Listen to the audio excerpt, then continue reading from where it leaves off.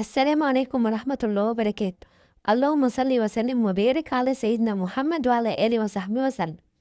النهاردة هنعمل مع بعض فيديو مميز وجميل جدا، بس يا ريت نتابع الفيديو للآخر وما تنسوش تعملوا إعجاب ومشاركة لكل أصحابكم وحبايبكم، واللي ما عملش اشتراك يعمل اشتراك. نسمي الله ونبدأ فيديو النهاردة مع بعض. الفيديو عبارة عن كوسة بالبشاميل. هنبدأ نجهز اللحمة بتاعتنا، نعصجها. نحتاج نص كيلو لحمة، فلفل ألوان، فلفل رومي، بصلتين متقطعين قطع صغيرة،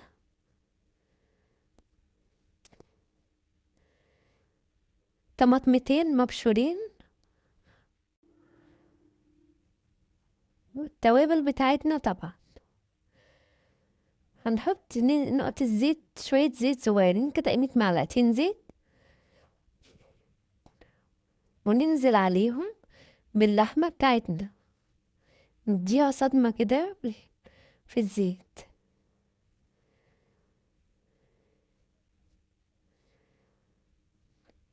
نبدأ كده نسيبها بس على ما تبدأ تاخد تشويحة صغيرة كده وتغير لونها، وبعد كده نقلبها.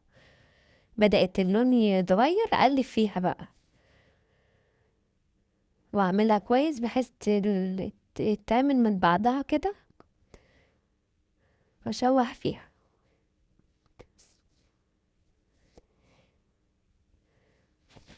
وننزل عليها بالتوابل بتاعتنا. التوابل بتاعتنا عبارة عن ايه؟ كمون وفلفل وسبع بهارات وكزبرة وبابريكا، معلقة بابريكا صغيرة.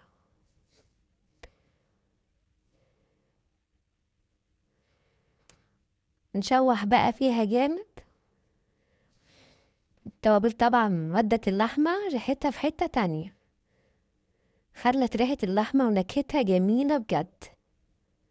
السمنون بتاعها بعد التوابل جميلة والريحة طالعة جميلة.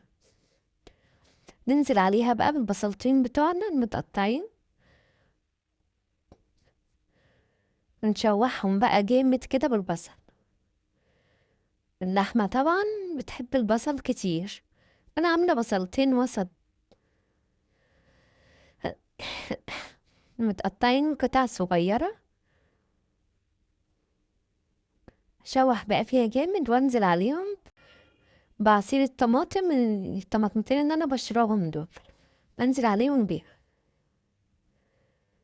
مبشورين ومش شاري الجلد بتاعهم.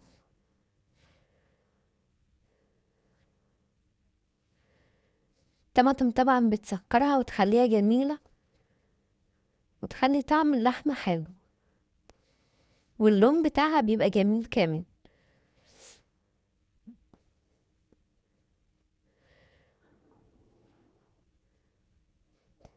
وهنزل بقى عليهم بفصين توم مدقوقين. التوم بقى بيبقى مع الكوسة بالبشاميل جميلة جميلة جميلة، بالذات في العصاج بتاعها.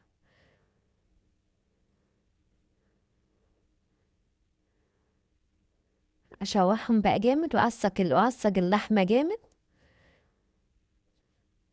وبرده يا ريت ما نغطيش اللحمة، نسيبها كده نشوح فيها من بره من غير ما نغطيها، لان لو غطيناها هتنزل مية، والمية دي مبتبقاش حلو. لو عندنا بقى صلصة، ناخد معلقة صلصة نحطها عليها تطعمها وتديها لون جميل. وننزل بقى بالخضار بتاعنا، الفلفل الرومي والفلفل الأحمر والفلفل الأصفر. بص الألوان جميلة بجد مع العصاج بتاعنا.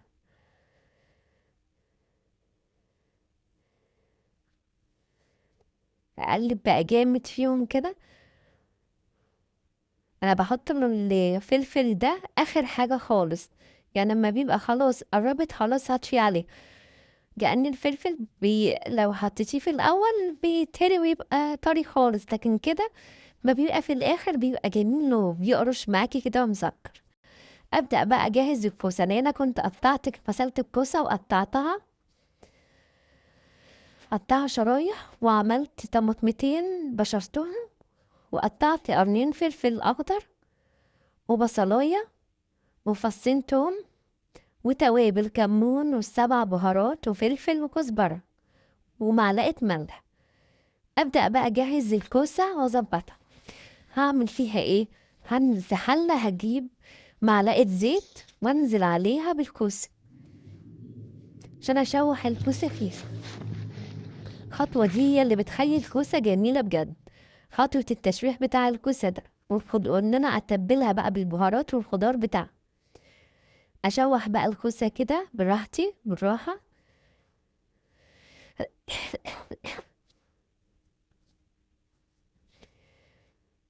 بصوا كوسة أصلا لونها جميل ما شاء الله عليها، لونها جميل وأنا مقطعاها قطع مش ولا رقيقة أو ولا تخينة أوي. والكوسة أصلا من الخضار الجميل، خفيفة على المعدة وسهلة في الهضم. هنزل بقى على الكوسة بالبصل المتقطع وفصين التوم، واديهم بقى تشويحة مع بعضيهم كده وأقلبهم جامد مع بعض قبل ما انزل بالفلفل بتاعنا. قلبهم جامد.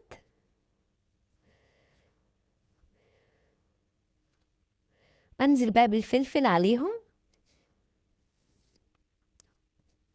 وعصير الطماطمايه مبشورة، وانزل بالتوابل بتاعتنا.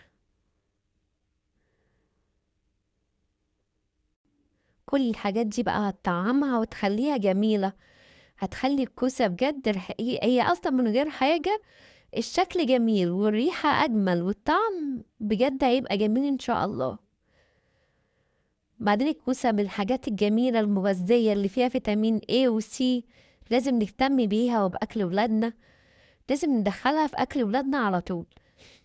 احنا لو عملناها لهم خضار ما أظنش هياكلوها كويس ولا يرضوا ياكلوها قد كده، لكن لو حتى عملناها بقى بطريقة في بالبشاميل وكده هيحبوها وهياكلوها. وبعدين انت ما بتعمليها بالبشاميل بتحطي اللبن، واللبن مغذي ليهم، مصدر بروتين عالي للجسم وبيدي طاقة لجسمنا. لو عندك معلقة صلصة يفضل تحطي، ما عندكيش خلاص. الخطوة دي اختيارية، مش أساسي في الوصفة بتاعتنا. أقلب فيهم بقى جامد كله مع بعضه كده واديله تشويحة جامد. هي ما شاء الله الكوسة من الخضار اللي بيستوي أصلا بسرعة جدا، يعني مجرد التشويح كده هي دخلت في السوا جامد.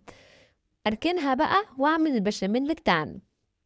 أنزل بمعلقة زبدة كبيرة وأنزل عليها بالدقيق.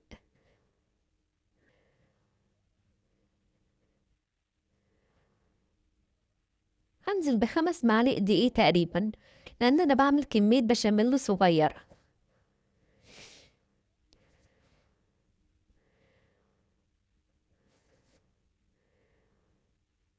شوحهم بقى جامد لحد ما يدوا بس لون بسيط كده، وأحس إن هيدخلوا هيلون دي هيلون، أو نازلة عليه باللبن على طول. ما استناش إنه دي يتلسع مني أو يتحرق عشان ما يمررش، أو إنه بس أحس إنه هيلون كده أنزل بقى باللبن المغلي بتاعنا. واللبن مغلي ودافي، يعني مش سخون أوي ولا ساقع، دافي بس.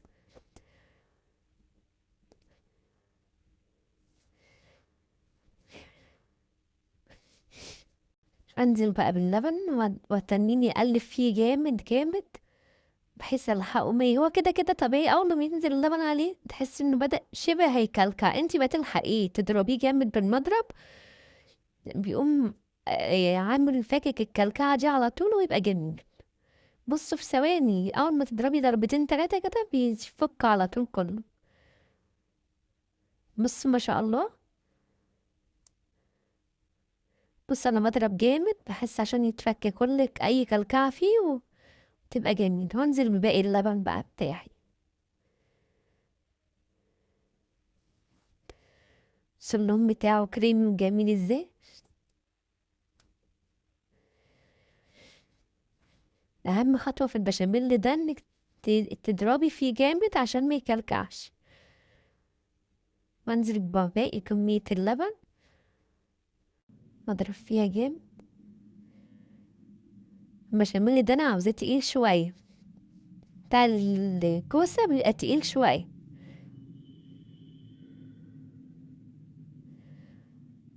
بصوا، بصوا الضرب انا عمالة اضرب فيه. ابهره بقى بالتوابل بتاعتنا، فلفل والسبع بهارات وملح، مزودش عن كده.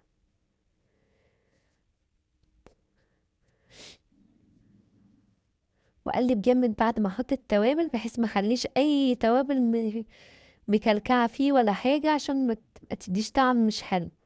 بصوا كل التوابل شبه اختفت خالص، والقوام بتاعها بقى جميل ما شاء الله. بس انا هسيبه شويه اضرب فيه جامد لحد برضو ما يتقلش معايا شويه. ونبدا بقى كده، خلصت البشاميل ابدا بقى اجهز طاجن الكوسه. جبت الطاجن بتاعي، انزل فيه بشويه بشاميل.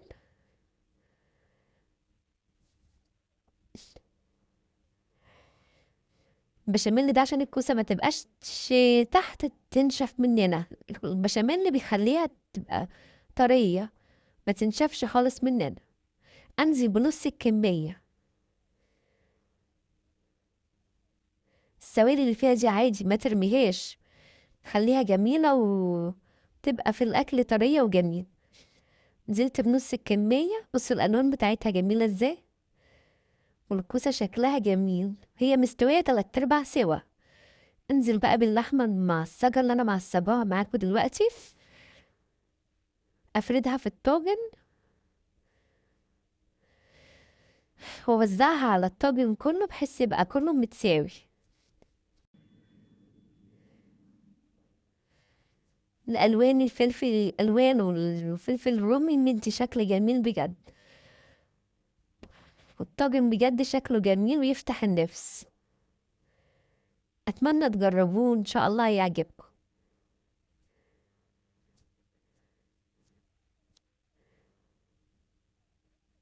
هي أكلة سهلة وبسيطة وطعمها تحفة، وتغيير في الأكل طبعا. بعد ما حطيت اللحمة هنزل عليها بشوية بشاميل أوزعهم عليه.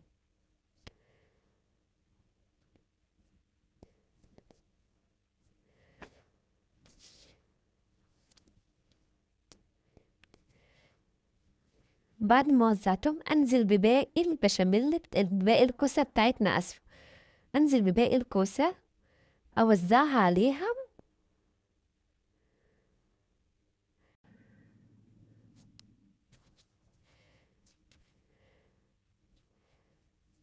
أداري اللحمة خالص بقى كده بالكوسة،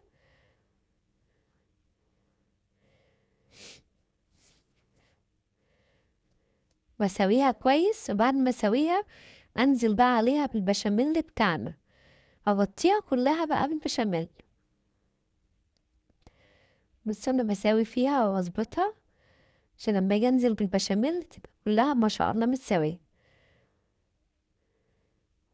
تيجي بقى البشاميل عليها كده، بس البشاميل شكله جميل ازاي عليها يا ولاد، شكله بجد جميل ويفتح النفس على الأكل ما شاء الله. أتمنى تجربوا الوصفة دي، أتمنى بجد تجربوه. تتاكل كده، عايزين تاكلوها بعيش كلوها، عايزين تعملوا جنبها شوية رز أبيض ماشي، أي حاجة تعملوها جنبها مش هتقول لأ.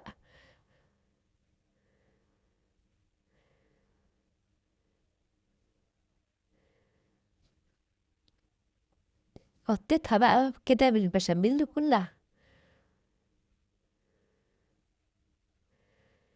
أنزل بقى عليهم بشوية جبنة موتزاريلا على الوش، ما عنديش خلاص مش إشكال، هتبقى جميلة برضو والله ومن غير أي حاجة. يعني تبقى لو ما حطيتش الجبنة ولا هتفرق أي حاجة، هي بس في اللون مش إشكال، هتبقى زي الفل برضو. هي الجبنة مجرد إنها بتديها شكل وطعم بس شوية، لكن لو ما عندكيش لا اعمليها برضو عادي من غير الجبنة، مش هتقول لأ خالص، هتبقى زي الفل والله. ما تعقدوش نفسك والحاجة ما عندناش، ممكن عادي نعمل الوصفة من غير الحاجة دي، هي مش حاجة أساسية في الوصفة. إحنا كنا الأول بنعملها والله من غير الجبنة الموتزاريلا دي وكانت بتبقى جميلة برضه. بُص بقى شكلها بعد ما طلعت من الفرن، شكلها جميل إزاي؟ بس الجبنة كانت متكتلة في النُص كده بس أنا حاطة على وشها زيت قبل ما أدخّلها الفرن، فعشان كده الجبنة طرية مش ناشفة، يعني ما تفكّروش إن هي ناشفة ولا حاجة. بُصّوا شكلها جميلة، جميلة، جميلة. أنا مش عارفة أطلّعها كمنّها سايحة خالص في نَفْسها كده وغرقانة بشاميل. بُصّوا الشكل بتاعها جميل إزاي، ما شاء الله. بُصّوا، جميلة، جميلة بجد. لو سِبتوها تبرد شوية هتبقى أحلى برضه. أنا عشان لسه سخنة ما لحقتش تبرد أوي عاملة كده، لكن لو سِبتيها تبرد هتقطع برضه الحتّة بحتّتها شوية، تبقى متماسكة على الأقل سِنّة عن كده. الكوسة ريحتها جميلة، جميلة بجد يا حبايبي، والله ريحتها تحفة. قالبة ريحة الشقة كلّها ريحة أكل لذيذ. بألف هنا وشفا يا رب، أتمنى تجرّبوه. وبكده نكون خلّصنا فيديو النهارده، أتمنى يكون الفيديو نال إعجابكم. لو عجبكم الفيديو يا ريت ما تنسوش اللايك والشير وتعليقاتكم الجميلة اللي بتفرحني دايما. لو لسه أول مرة تشوفوا قناتي أتمنى الاشتراك في القناة وتفعيل زر الجرس على الكل علشان يوصل لكم كل جديد.